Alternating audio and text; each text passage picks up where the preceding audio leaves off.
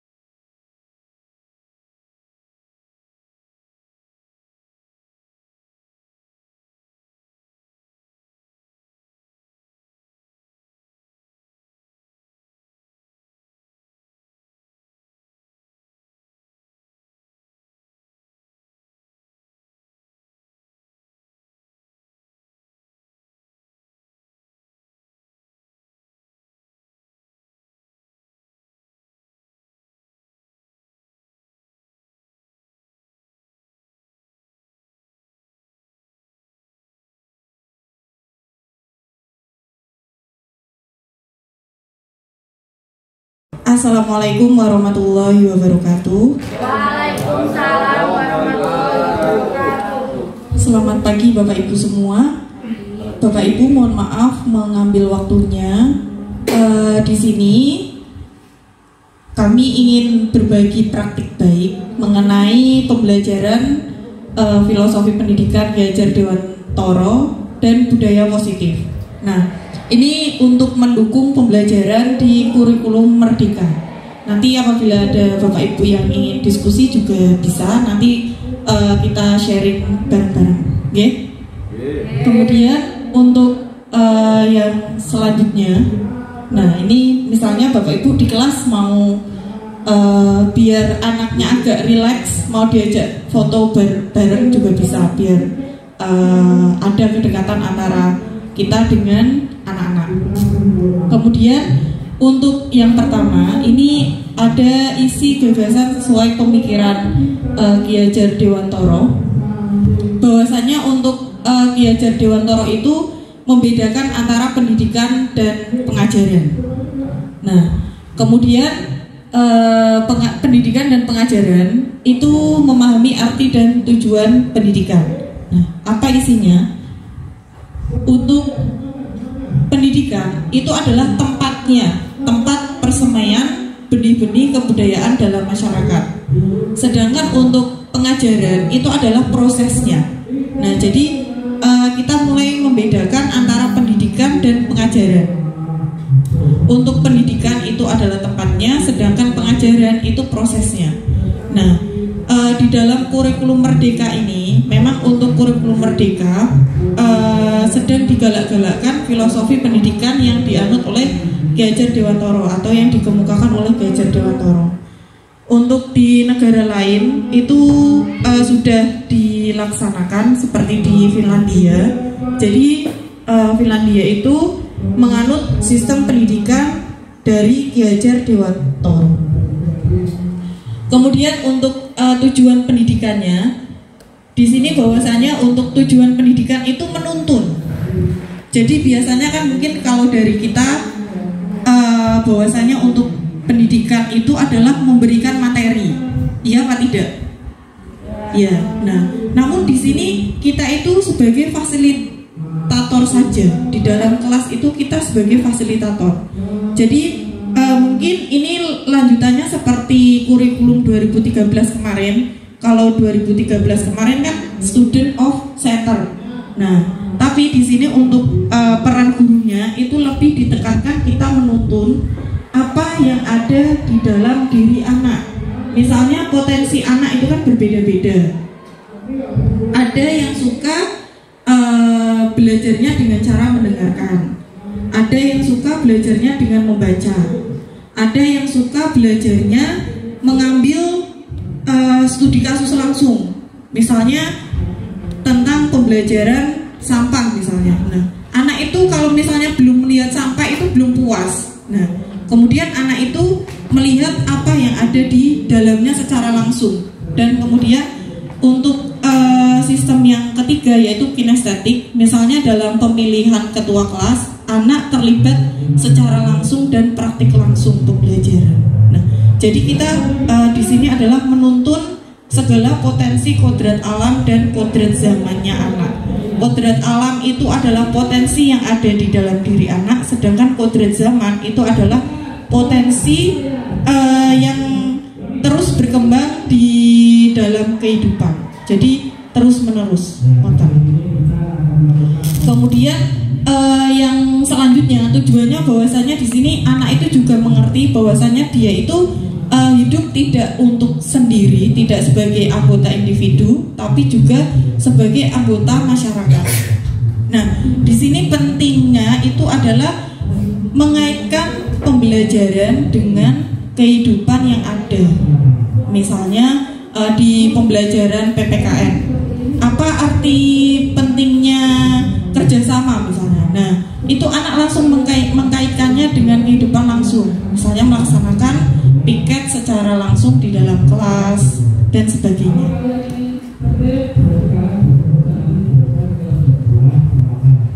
Kemudian untuk yang selanjutnya, KHD itu mengibaratkan peran pendidik seperti seorang petani atau tukang kebun.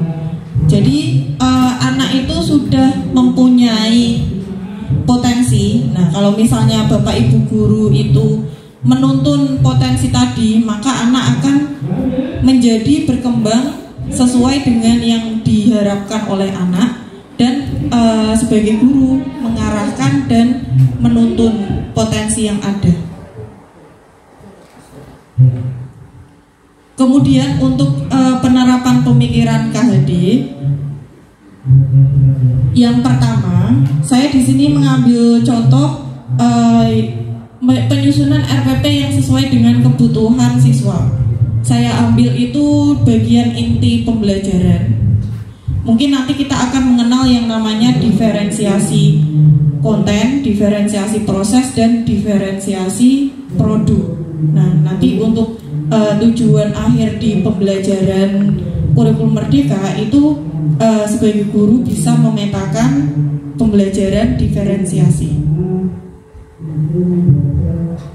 Misalnya tahap pertama, Bapak Ibu masih ingat untuk tahap awal untuk P5 yang lalu. Nah, untuk P5 yang lalu setiap pertemuan kalau bisa kita selalu mengawali dengan pertanyaan pemantik atau pertanyaan awal sebelum memulai pembelajaran. Gunanya itu supaya anak bisa berpikir secara kritis terlebih dahulu, kemudian anak itu sudah bisa membayangkan apa yang akan dipelajari pada pertemuan tersebut. Nah, kemudian untuk misalnya ini dari PPKN tidak perlu saya bacakan ya. Kemudian untuk yang kedua yaitu perencanaan diferensiasi produk. Mungkin di sini yang paling mudah yang bisa kita terapkan itu di diferensiasi produk. Karena untuk diferensiasi konten, diferensiasi proses, apalagi yang diferensiasi proses itu memang sangat bukan sulit, tapi kita harus benar-benar cermat, apalagi di diferensiasi prosesnya. Untuk diferensiasi produk, di sini misalnya yang pertama gaya belajar auditori. Gaya belajar auditori itu adalah gaya belajar yang tipenya adalah mendengarkan. Pendengar itu produknya mencipta lirik lagu. Liriknya berasal dari materi pembelajaran, kemudian dilakukan sesuai dengan misalnya mau mengadopsi lagu mana adanya, tapi untuk liriknya diganti dengan materi pembelajaran. Kemudian yang kedua, gaya belajar visual. Visual ini lebih suka melihat atau membaca. Itu diarahkan membuat puisi atau pantun. Kemudian yang ketiga, gaya belajar kinestetik. Kalau kinestetik ini lebih ke praktik, jadi mereka berbuat secara langsung dan praktik. Itu bisa diarahkan untuk membuat demonstrasi atau simulasi. Lalu untuk penerapan pembelajaran menurut KHD, dulu saya itu percaya bahwasanya untuk pembelajaran itu tidak bervariasi karena mengandalkan LKS. Kemudian yang kedua, murid tidak memiliki potensi, guru bisa merubah cita-cita anak. Kemudian yang ketiga, pembelajaran berpusat pada guru. Guru satu-satunya sumber belajar, murid harus mengikuti kehendak guru. Yang keempat, murid ingin belajar karena disuruh. Yang kelima, pembelajaran satu arah, murid cenderung mendengarkan dan kemudian mengerjakan soal. Yang keenam, murid bagaikan kertas kosong yang bisa digambar dengan keinginan guru. Nah, nanti kita akan merubah pemikiran ini semua ke dalam budaya positif yang ada di sekolah kita di SMP 1 Kangkung. Semoga bisa berjalan dengan baik dan sedikit demi sedikit kita coba praktikkan di dalam kelas. Kemudian untuk sekarang mari kita bersama-sama Bapak Ibu untuk meyakinkan diri bahwasanya untuk pembelajaran itu tugas itu sesuai dengan kodrat anak. Nah, mungkin nanti di awal pembelajaran atau di awal pertemuan kita semua bisa memetakan potensi yang ada di dalam diri anak, dari mulai kesiapan, kemudian dari mulai minat belajar dan profil belajar anak. Misalnya tadi auditori, visual atau kinestetik. Kemudian yang kedua, memberi kebebasan kepada murid untuk berpendapat dan bertanya. Kalau praktiknya di kelas itu memang anak-anak cenderung susah untuk berpendapat. Contohnya kemarin mungkin kita sudah melaksanakan di pembelajaran, misalnya anak disuruh memberikan tanggapan atau komentar, tapi untuk kalimat yang diungkapkan oleh anak itu hanya sebatas misalnya sangat setuju, sangat sesuai, sangat bagus, tetapi anak belum berpikir secara kritis, kenapa kok bagus, itu alasannya apa. Anak itu belum merambah ke situ. Nah, mari kita semua menciptakan pemikiran yang kreatif dan kritis dari anak. Kemudian yang ketiga, pembelajaran yang menyenangkan dan kreatif. Yang keempat, mengkaitkan pembelajaran dengan kehidupan. Nah, di sini memang sangat penting sekali pembelajaran itu kita kaitkan dengan kehidupan. Misalnya di pelajaran olahraga, lari misalnya. Lari, kenapa harus lari? Nah, mungkin kalau di kehidupan, kalau misalnya kita menemukan masalah, kalau tidak lari, maka kita akan larut dalam masalah tersebut. Itu contoh, salah satu contohnya. Kemudian yang kelima, memanfaatkan lingkungan belajar agar siswa belajar dari berbagai sumber belajar. Bapak Ibu, sekarang ada, kita semua kemarin sudah menginstal aplikasi PMM. Kemudian untuk siswa nanti bisa dipesan untuk menginstal platform Merdeka Belajar. Kalau Merdeka Belajar itu untuk siswa, Merdeka Mengajar untuk guru. Kemudian untuk yang pertama, filosofi KHD itu sekolah ibarat tanah tempat bertumbuhnya murid dalam mewujudkan karakter profil pelajar Pancasila dengan tetap memperhatikan kodrat alam dan kodrat zaman. Nah, kemudian apa yang cara untuk mencapai dari pembelajaran KHD itu? Kemudian kita mewujudkan filosofi pendidikan KHD itu diperlukan nilai dan peran guru. Dari nilai kreatif, mandiri, gotong royong, nalar kritis yang ada di dalam diri Bapak Ibu guru. Kemudian selanjutnya, setelah kita memahami nilai dan peran guru, kita akan mau membentuk visi guru. Nah, visi ini setiap guru boleh berbeda-beda. Kalau kita sudah mengenal visi SMP Satu Kampung, nah dari visi SMP Satu Kampung itu bisa kita ambil salah satu. Misalnya kita ingin peserta didik itu prima dalam dari visi yang ada di sekolah, kita kembangkan. Kalau saya di sini lebih ke percaya diri dulu, karena anak itu kalau sudah percaya diri maka dia akan aktif di dalam kelas maupun aktif di sekolah. Nah, untuk menciptakan percaya diri ini memang di sekolah kita masih sangat berat sekali ya. Anak itu bahkan untuk memperkenalkan diri di depan saja masih maju mundur itu. Apalagi kalau sudah disebut hobinya apa, cita-citanya apa, itu mereka itu belum bisa menyampaikan.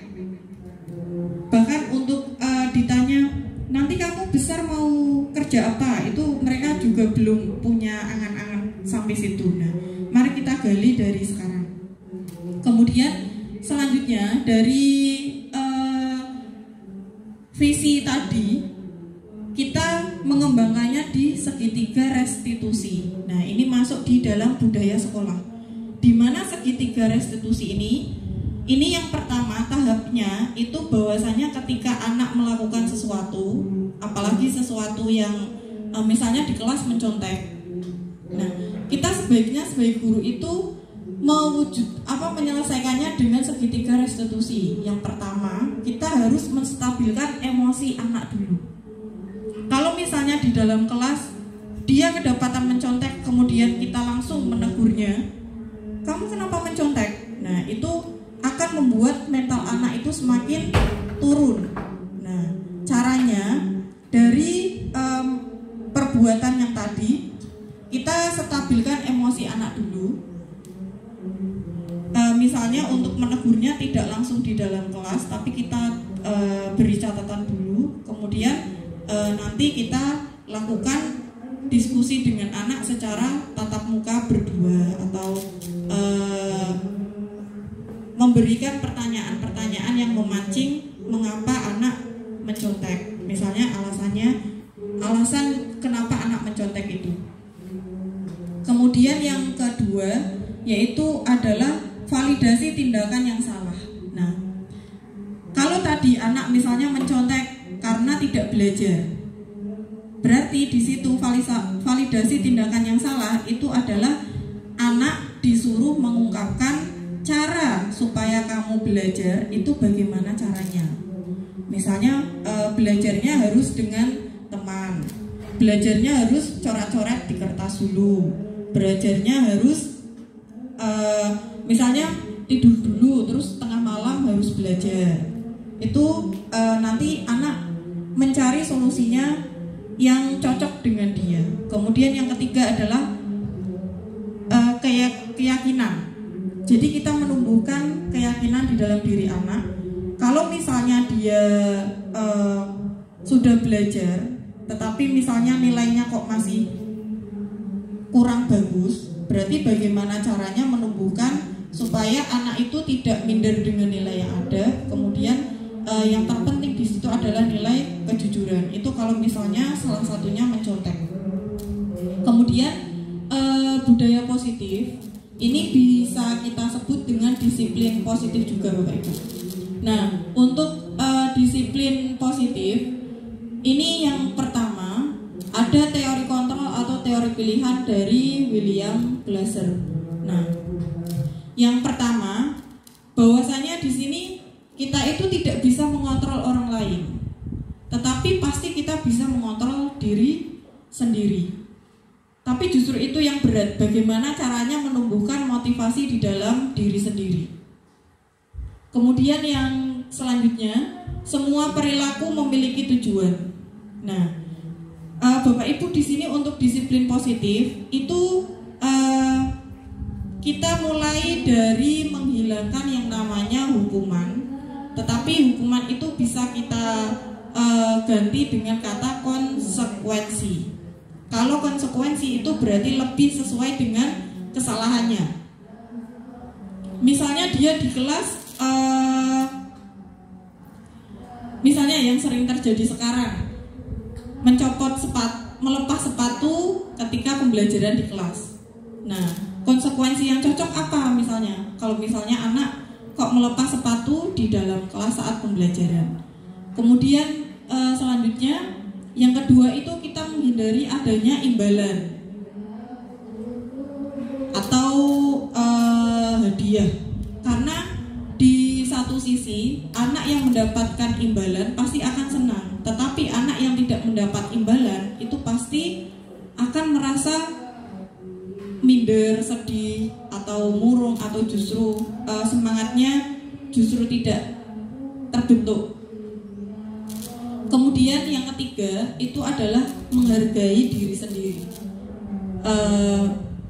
Ini memang PR kita bersama Bapak Ibu, bagaimana caranya anak itu bisa menghargai dirinya sendiri. Dia belajar itu untuk tidak untuk orang lain, tapi dia belajar itu adalah untuk dirinya sendiri dan masa depannya sendiri. Nah, itu bagaimana cara menumbuhkannya nanti mungkin kita bersama-sama. Bisa dari misalnya ketika anak mendapatkan sesuatu dia disuruh merenung apa yang dia rasakan, kemudian apa yang dia dapatkan dari apa yang dia dapatkan itu. Kemudian yang ketiga ini adalah posisi kontrol. Posisi kontrol yang diharapkan di sini itu Bapak Ibu guru kita semua itu menjadi seorang manajer, bukan manajer perusahaan, bukan manajer yang di bidang usaha itu bukan, tetapi di sini kita bisa menjadi manajer dalam pendidikan dan pengajaran. Dimana misalnya posisi kontrol ini ada 5 Bapak Ibu. Yang pertama adalah penghukum. Penghukum itu misalnya kalau anak di dalam kelas nyeletuk, bicara sembarangan, kemudian kita hukum. Kamu hukumannya harus meminta tanda tangan semua guru misalnya. Itu adalah tipe penghukum. Kemudian yang kedua, pembuat rasa bersalah. Misalnya ketika anak nilainya tidak baik, kemudian kita sebagai guru mengatakan, nilai kamu kok tidak baik, Bapak Ibu itu sedih. Nah, itu adalah membuat rasa bersalah. Kemudian yang ketiga, sebagai teman atau mohon maaf yang ketiga sebagai teman. Sebagai teman itu lebih mengajak diskusi, tetapi di situ lebih ke menggunakan perasaan. Misalnya untuk solusinya, misalnya kamu mengotori kelas, kamu harus membersihkan kelas. Nah, terus kemudian dia berkata, Bu, saya misalnya saya tidak bisa membersihkan kelas sendiri, harus ada temannya. Nah, padahal dia yang mengotori kelas, tetapi dia meminta untuk teman itu menemani untuk membersihkan kelas, padahal temannya tidak bersalah. Nah, itu posisi sebagai teman. Jadi ada nego antara kita dengan anak, itu masih ada negosiasi. Kemudian yang keempat sebagai pemantau. Misalnya hari ini dia tidak membawa buku catatan, besok dia tidak membawa buku catatan. Kita hitung, kamu sudah tidak membawa buku catatan berapa kali? Nah, itu sebagai pemantau. Kemudian kamu kemarin sudah melakukan, padahal kamu kemarin sudah disuruh mencatat misalnya rangkap 2. Besok masa kamu mau merangkap 3? Nah, itu sebagai pemantau. Kemudian yang terakhir sebagai manajer. Sebagai manajer di sini tadi kembali ke segitiga restitusi Bapak Ibu. Jadi ketika anak melakukan hal yang kurang wajar atau hal yang kurang baik, itu tahap yang pertama kita tadi apa Bapak Ibu? Tadi yang pertama adalah saya kok blank ya. Tadi yang pertama menstabilkan identitas atau menstabilkan emosi. Kemudian yang kedua adalah validasi tindakan yang salah. Yang ketiga itu menanyakan keyakinan. Nah, dari segitiga restitusi ini sangat baik apabila bisa kita terapkan dalam kehidupan sehari-hari. Tapi memang ini butuh proses yang panjang dan butuh melatih bagaimana kita tidak langsung terpancing emosi ketika anak berbuat hal yang tidak baik. Selanjutnya yaitu adalah memahami 5 kebutuhan dasar manusia. Di sini yang pertama adalah bertahan hidup, penguasaan, kasih sayang dan rasa diterima, kesenangan dan kebebasan. Mungkin kalau anak melakukan sesuatu dia merasa senang, dia merasa bebas. Ya memang benar, itu masuk ke dalam kebutuhan dasar manusia. Tetapi di sini yang paling penting bahwasanya untuk kebutuhan setiap manusia itu kan berbeda-beda. Misalnya di dalam kelas dia suka kotekan. Ya memang dia punya potensi untuk keterampilan, misalnya tugasnya adalah membuat nada atau menciptakan lagu misalnya. Itu bisa diproduksikan. Tetapi di dalam kelas itu juga ada anak yang tidak suka belajar ramai. Dia harus sendiri, harus tenang di dalam kelas. Itu ada juga yang seperti itu. Nah, maka kita itu berusaha untuk memberikan keadilan untuk semua murid. Jadi karena tadi sifatnya di proses itu di dalam klasikal kan tentunya kita tidak bisa memberikan pembelajaran secara individu secara maksimal. Nah, kemudian dari diferensiasi kesiapan, diferensiasi konten dari kesiapan anak itu memang harus benar-benar kita pahami Bapak Ibu. Kemudian minat belajar dan profil belajar. Minat belajar itu misalnya anak suka olahraga, maka soal-soalnya berkaitan dengan olahraga. Misalnya di bahasa Indonesia ada teks narasi. Nah, di teks narasi itu anak kok suka dengan olahraga, dia disuruh saja membuat teks narasi yang berkaitan dengan olahraga. Misalnya kalau di bahasa Inggris juga sama dengan bahasa Indonesia ya. Misalnya IPS IPS itu kan misalnya salah satu contohnya interaksi sosial. Nah, dia misalnya sukanya dengan alam. Nah, misalnya dia sukanya dengan tanaman. Kemudian untuk interaksinya, bagaimana cara menumbuhkan anak itu bisa mengajak temannya untuk mencintai tanaman, itu juga bisa. Misalnya dengan cara membuat unjuk rasa atau pidato tentang tanaman yang dikemukakan di depan anak-anak. Nah, seperti itu. Kemudian selanjutnya teori motivasi perilaku manusia itu ada motivasi eksternal, kemudian ada motivasi internal. Nah, kalau motivasi eksternal tadi itu adanya pemberian hukuman, adanya pemberian imbalan. Nah, yang tujuan yang paling penting di sini ini adalah kita bisa memotivasi diri sendiri, muncul dari diri sendiri. Kemudian restitusi, kembali ke restitusi, apakah ada yang mau ditanyakan Bapak Ibu? Oke, nah nanti kita diskusi di belakang layar nih. Kemudian untuk selanjutnya, ini ciri-ciri restitusi itu ada sebenarnya bukan menebus kesalahan, tetapi lebih ke belajar kepada kesalahan supaya tidak terulang lagi. Kemudian yang kedua, memperbaiki hubungan. Yang ketiga, tawaran bukan paksaan. Yang keempat, menuntun untuk melihat ke dalam diri. Yang kelima, mencari kebutuhan dasar yang mendasari tindakan. Yang keenam, restitusi diri adalah cara yang paling baik. Kemudian fokus pada solusi, fokus pada karakter, dan yang terakhir adalah mengembalikan murid yang berbuat salah pada kelompoknya. Lanjut saja Bu.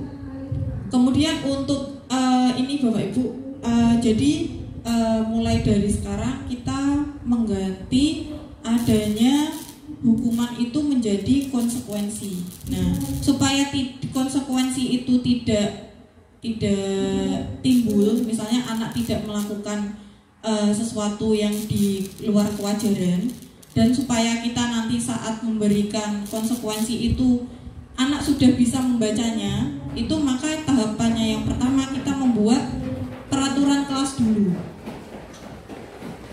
Kalau kemarin kita mengenal kesepakatan kelas, nah kita membuat kesepakatan atau peraturan kelas, kemudian dari kesepakatan atau peraturan kelas itu maka akan timbul yang namanya keyakinan kelas.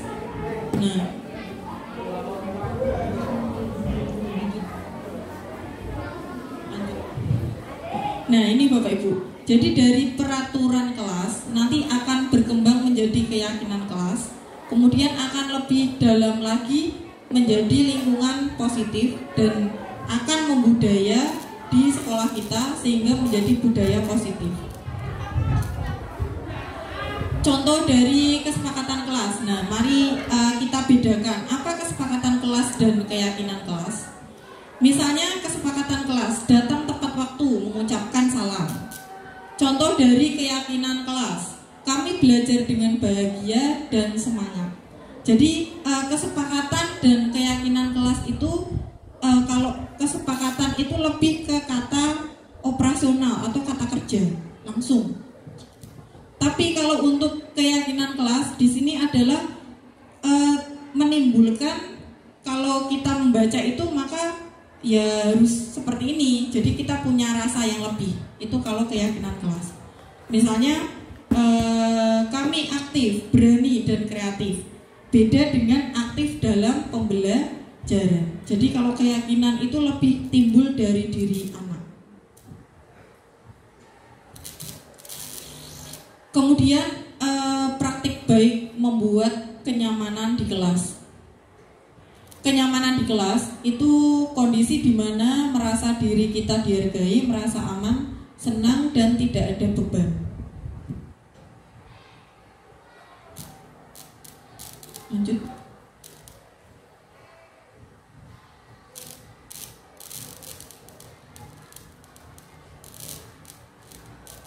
Ini video kayaknya, karena video dilanjut aja Bu.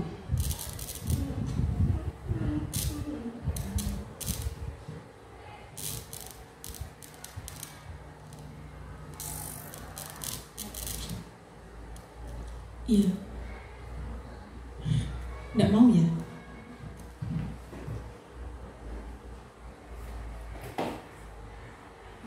Aku bisa ambil laptop itu.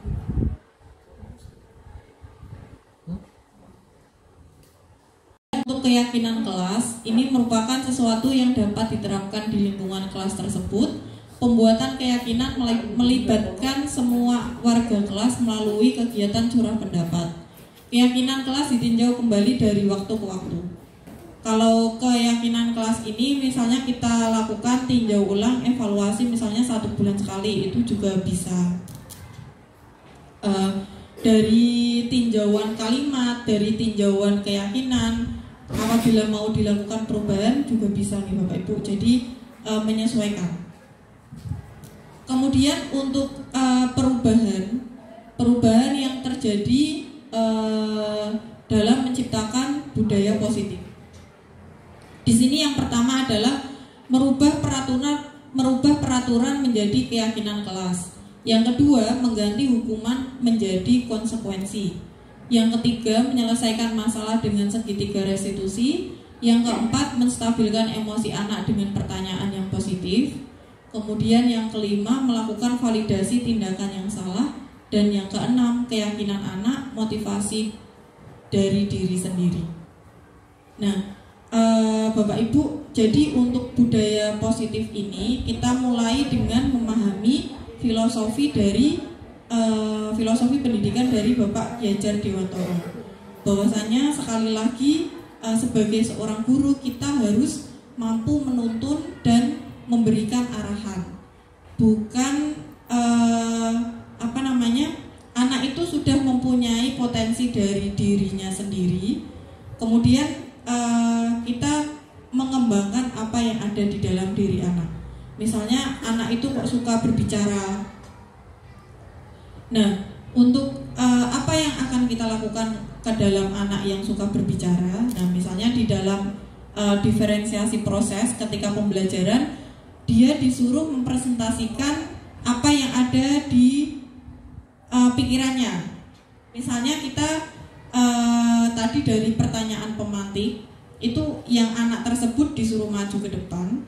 Mungkin yang namanya masih SMP, apalagi yang kelas 7 itu masih terlalu berat untuk memberikan gagasan-gagasan yang sesuai dengan yang kita bayangkan. Nah, enggak apa-apa Bapak Ibu, kita mulai dari sedikit. Misalnya dari pertanyaan itu anak disuruh maju, mengucapkan 1 kata, 2 kata saja tidak apa-apa. Misalnya tadi yang dari iya saya setuju apabila kelasnya dibuat seperti ini misalnya. Kemudian dari sedikit itu kemudian kita jadikan latar alasan. Misalnya kamu kok setuju, alasannya apa? Nah, dia mulai berpikir alasannya karena supaya kelasnya nyaman, supaya teman-teman juga menjadi lebih betah di kelas dan sebagainya. Mungkin dari sini ada yang mau ditanyakan Bapak Ibu? Kita diskusi bersama. Tidak ada nih. Kita lanjutkan. Tadi untuk budaya positif itu dari segitiga restitusi yang kita lakukan di dalam pembelajaran atau di dalam sekolah. Misalnya di dalam pembelajaran tadi contohnya mencontek. Kemudian kita ambil yang kedua, contoh yang kedua. Misalnya contoh yang kedua itu dia memotong pembicaraan atau pendapat temannya. Nah, apa yang kita lakukan? Apakah kita langsung menegur? Apakah kita langsung kamu salah, jangan seperti ini? Nah, itu kita dalami dari segitiga restitusi. Yang pertama adalah menstabilkan identitas atau menstabilkan emosi. Nah, misalnya kamu tahu tadi tindakan kamu salah atau benar, maka dia akan menjawab salah. Itu kalau sudah timbul kesadaran diri dan penguasaan diri. Tetapi ada juga anak yang seperti Jagat misalnya. Kemarin habis ngusilin adik kelasnya, ketika ditanya kamu salah atau benar? Benar.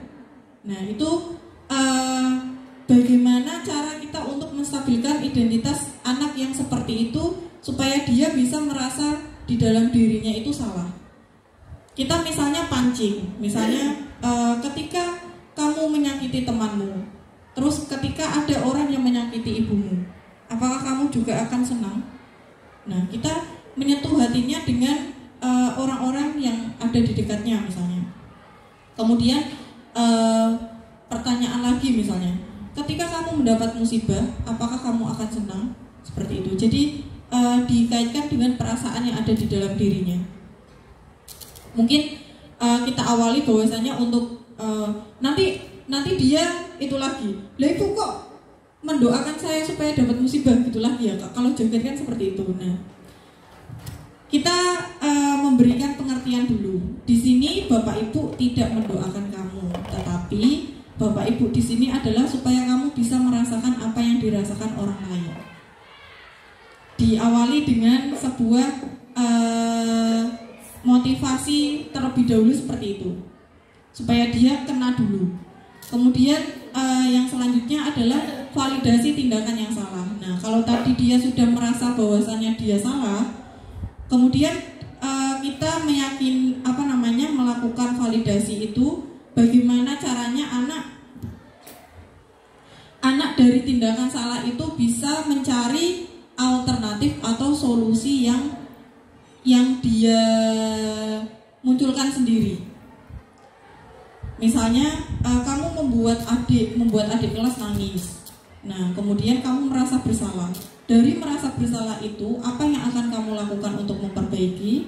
Misalnya yang pertama dia akan menjawab, saya akan meminta maaf. Yang kedua, saya tidak akan mengulangi.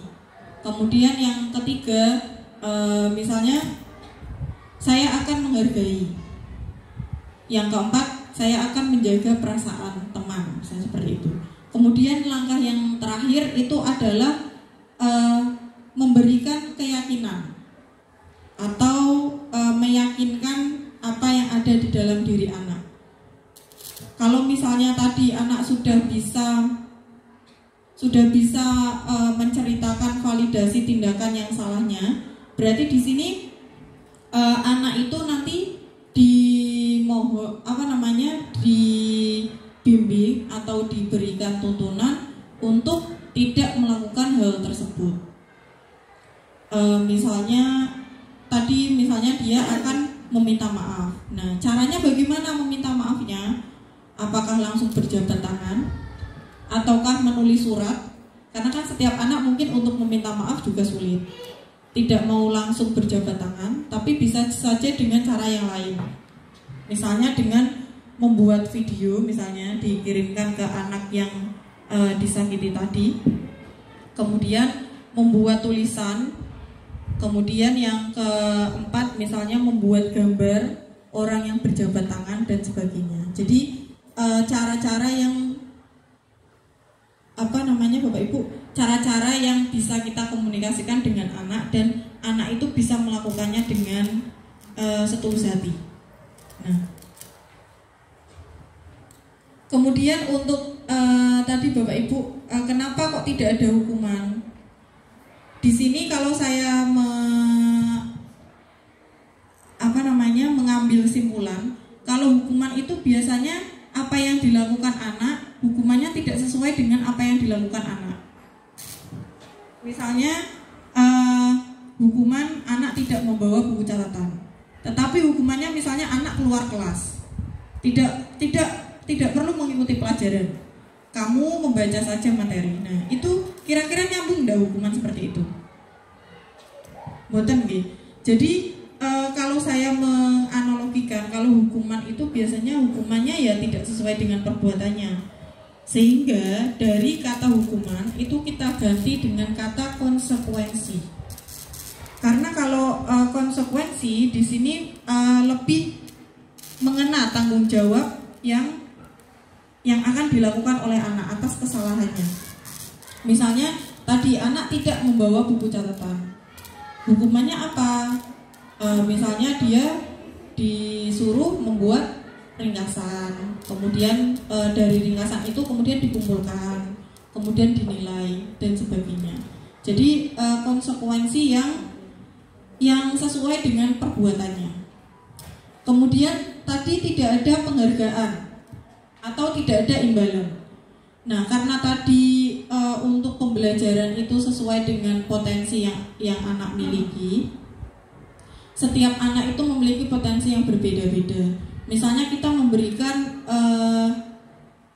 hadiah misalnya, terus kemudian anak yang lain tidak mendapatkan hadiah, maka anak yang tidak mendapat hadiah itu bisa saja dia akan semakin terpuruk. Yang dapat pasti itu kok, yang dapat hadiah pasti itu. Nah, dia akan membekas seperti itu. Nah, itu mungkin salah satu latar belakang kenapa peringkat itu tidak disampaikan sekarang. Sekarang tidak disampaikan peringkat 1, peringkat 2, peringkat 3 dan sebagainya. Karena untuk misalnya untuk hal-hal seperti itu kita mulai biasakan itu menjadi hal yang wajar. Misalnya anak mendapatkan peringkat 1, bukan berarti kita tidak menghargai dia mendapatkan peringkat 1, tetapi kita lebih membudayakan bagaimana caranya supaya dia bisa mempertahankan sendiri, kemudian teman-temannya juga timbul motivasi untuk seperti temannya mendapat peringkat 1. Nah, itu nanti akan timbul motivasi intrinsik yang ada di dalam diri anak. Kemudian untuk tadi Bapak Ibu untuk kontrol, posisi kontrol. Nah, untuk posisi kontrol di sini memang mungkin mari kita merenungi bersama posisi kontrol apakah yang kita lakukan selama ini. Kalau saya boleh jujur, posisi kontrol yang selama ini saya lakukan adalah sebagai pembuat rasa bersalah dan teman biasanya. Misalnya, kamu kok seperti ini membuat Bu Vitaya kecewa. Nah, itu adalah posisi kontrol sebagai pembuat rasa bersalah. Kemudian sebagai teman misalnya nak kamu kok melukai temanmu. Kemudian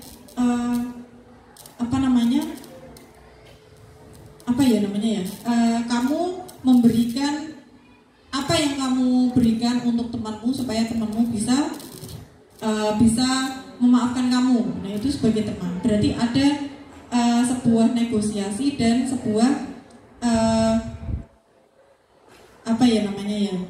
tidak motivasi intrinsik dari anak tersebut, tetapi kita lebih menyuruh anak untuk melakukan hal itu. Itu sebagai teman. Harapannya Bapak Ibu di sini kita bisa menjadi di posisi kontrol manajer. Nah, manajer tadi itu kita bisa menstabilkan emosi, menstabilkan identitas dari anak. Dia menyadari bahwa yang dilakukan adalah salah. Dia menyadari bahwa yang dilakukan benar.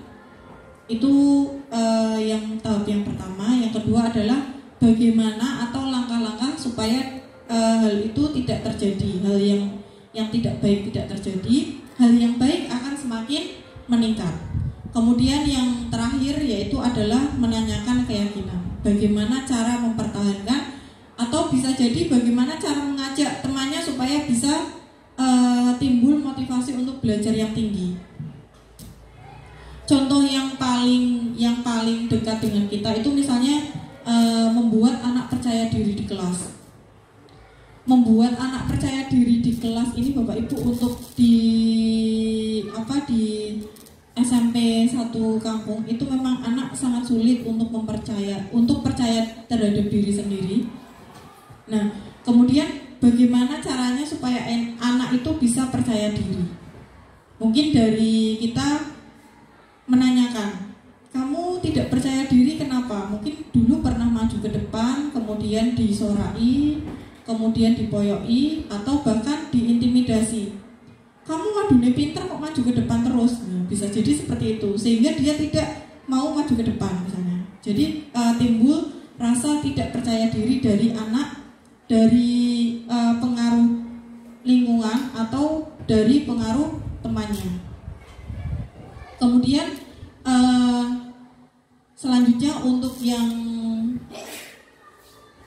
untuk disiplin positif ini Bapak Ibu, bahwasanya untuk melakukan budaya positif ini tidak bisa kita lakukan sendiri, tetapi harus dan tidak bisa langsung instan. Jadi kita lakukan secara bertahap. Misalnya Bapak Ibu kemarin di awal pembelajaran sudah membuat kesepakatan kelas. Nah tadi kesepakatan dan keyakinan itu tadi berbeda ya Bapak Ibu. Kalau kesepakatan itu adalah kata kerja operasional, misalnya aktif dalam pembelajaran. Tetapi di keyakinan kelas kita ubah menjadi kami aktif, kami mau bertanya, kami percaya diri dan sebagainya. Itu di keyakinan kelas. Nah, caranya bagaimana? Biasanya kan anak susah sekali untuk mengemukakan pendapat. Misalnya, kamu di dalam kelas ini mau kelas yang seperti apa? Misalnya seperti itu. Anak itu kan misalnya sangat susah. Misalnya mau menyampaikan, Bu, piketnya kok nggak jalan? Itu saja biasanya sangat susah sekali seperti itu. Nah, dari kesepakatan ini nanti anak akan menjadi Bapak Ibu akan terbiasa di lingkungan yang positif. Di lingkungan yang positif kemudian akan menjadi budaya positif yang ada di sekolah kita. Ya, sampai sini ada yang mau ditanyakan Bapak Ibu? Pak Ulil mau bertanya?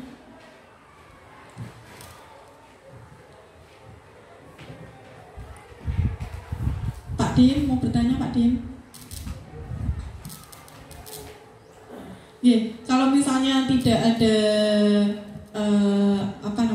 yang mau disampaikan, berarti kita lanjut sedikit nih Bapak Ibu untuk pembelajaran berdiferensiasi.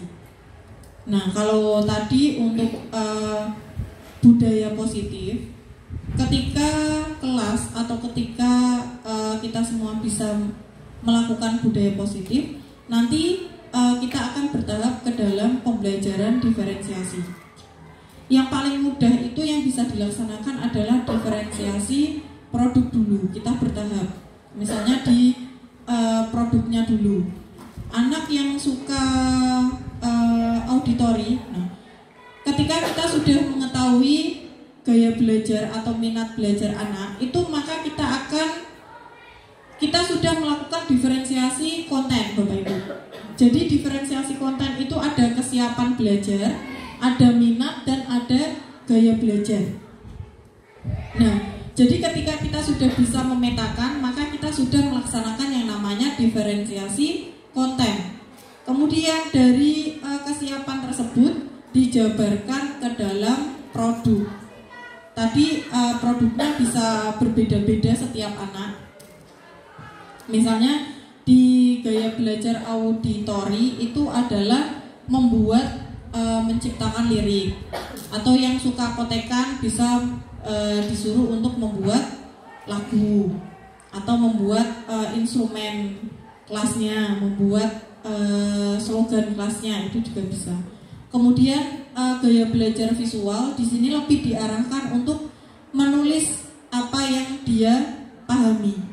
Bisa artikel, bisa gambar.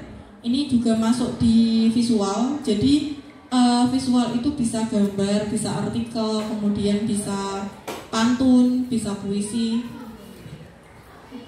Kemudian gaya belajar kinestetik. Kinestetik di sini mungkin yang paling disenangi itu mata pelajaran olahraga. Biasanya kalau pelajaran olahraga itu selalu dinanti anak-anak. Ketika pelajaran olahraga hilang, dia akan sedih. Nah, itu berarti anak sudah mulai menumbuhkan motivasi intrinsik untuk ikut dalam pembelajaran olahraga yang menyenangkan seperti itu. Itu berarti sudah timbul adanya motivasi intrinsik dari anak. Nah, kemudian mungkin kita menelisik kenapa anak suka olahraga. Apakah gaya belajar anak kita adalah kinestetik semua, misalnya seperti itu. Atau misalnya anak lebih suka membuat pantun misalnya. Dia lebih suka pelajaran bahasa Indonesia karena bahasa Indonesia itu ada membuat pantun, membuat drama, mohon maaf kalau drama kinestetik nih, membuat pantun, membuat puisi, membuat poster. Nah, itu apa murid kita juga suka gaya visual semua? sehingga menyukai pelajaran bahasa Indonesia. Nah, itu kita telisik bersama.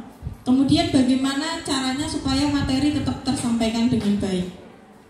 Nah, mungkin yang pertama di sini manajemen waktu. Manajemen waktu mari kita atur dengan baik. Untuk untuk penyampaian materi itu kita bisa petakan dulu melalui diferensiasi konten. Kemudian materi itu disesuaikan dengan apa yang ada di sekolah atau yang sesuai dengan budaya positifnya. Misalnya disuruh menggambar, misalnya disuruh menggambar, anak itu suka barongan. Kalau di sekolah kita kan lebih suka kearifan lokal sepertinya, barongan, musikan, jogetan, nyanyi-nyanyi dan sebagainya. Itu lebih ke kearifan lokal. Nah, bagaimana kita bisa mengembangkan itu dikaitkan dengan pelajaran yang kita ampu. Misalnya di PPKN, barongan itu masuk sila keberapa? Nah, anak disuruh menganalisis, kamu suka barongan kan? Kalau kamu suka barongan itu untuk apa? Kamu suka barongan itu karena apanya? Kamu suka barongan itu mungkin bisa menarik orang lain suka. Nah, itu bisa dikaitkan dengan mata pelajaran yang kita ampu. Misalnya matematika, kamu suka barongan. Untuk membeli alat barongan itu kamu harus membutuhkan biaya berapa? Misalnya beli topengnya berapa, disuruh menghitung sendiri. Kemudian disuruh menjumlahkan, kemudian disuruh mengurangi. Kemudian kalau mendapat diskon, misalnya harganya 10.000, kamu membeli topeng 10.000. Kamu mendapat diskon 10%. Nah, berarti kamu harus membayar berapa? Nah, itu bisa dikaitkan dengan pelajaran-pelajaran yang kita ambil. Memang kalau di dalam kelas secara klasikal untuk budaya positif dan pembelajaran berdiferensiasi itu memang harus kita pastikan dengan baik Bapak Ibu, karena mungkin untuk sebagian anak itu butuh refleksi yang lebih. Nah, kemudian jangan lupa juga untuk setiap pembelajaran kita membuat refleksi. Refleksi itu bisa dari anak atau bisa antar rekan sejawat seperti itu. Nah, misalnya anak membuat refleksi, PTS kemarin kok kenapa nilainya kurang bagus? Nah, apa penyebabnya? Itu berarti masuk ke segitiga restitusi, menstabilkan identitas. PTS kemarin kok kamu mendapat nilai yang kurang bagus? Apa penyebabnya? Kemudian validasi tindakan yang salah. Apa yang bisa kamu lakukan untuk memperbaiki kesalahan? Kemudian yang selanjutnya adalah menanyakan keyakinan. Bagaimana caranya supaya kamu bisa mempertahankan hal tersebut seperti itu. Oke, Bapak Ibu, itu untuk budaya positif dan disiplin positif. Ini hanya sharing bersama Bapak Ibu, berbagi materi. Nah, untuk ke depan mungkin nanti kita mulai dari tahap demi tahap. Bagaimana caranya supaya kita tidak menjadi seorang penghukum, tetapi kita bisa menjadi seorang manajer, bisa menanggapi dengan bijak, bisa memberikan solusi. Solusi itu harapannya muncul dari anak, bukan dari Bapak Ibu guru. Kemudian yang selanjutnya, di sini kita sebagai guru juga harus membuat yang namanya visi. Misalnya visi saya tadi membuat anak percaya diri. Bapak Ibu boleh beda. Misalnya visinya adalah pelajaran PABP, misalnya adalah visinya membuat anak lebih bertakwa. Kemudian pelajaran bahasa Inggris misalnya membuat anak bisa bersaing dengan pelajar yang ada di sekolah lain, misalnya seperti itu. Kemudian untuk yang selanjutnya, disiplin positif ini Bapak Ibu bisa kita lakukan dengan menerapkan segitiga restitusi tadi. Mari kita ingat-ingat, segitiga restitusi tadi adalah menstabilkan identitas, menstabilkan emosi, kemudian validasi tindakan yang salah, dan menanyakan keyakinan. Nah, dari segitiga restitusi itu nanti apabila sudah berjalan dengan baik, maka budaya positif ini akan bisa kita terapkan di dalam kehidupan sehari-hari atau di lingkungan sekolah. Mungkin untuk itu saja Bapak Ibu untuk pemaparan berbagi praktik baiknya. Terima kasih atas waktunya Bapak Ibu. Mohon maaf atas kesalahan dan kekurangan dari kami. Wassalamualaikum warahmatullahi wabarakatuh.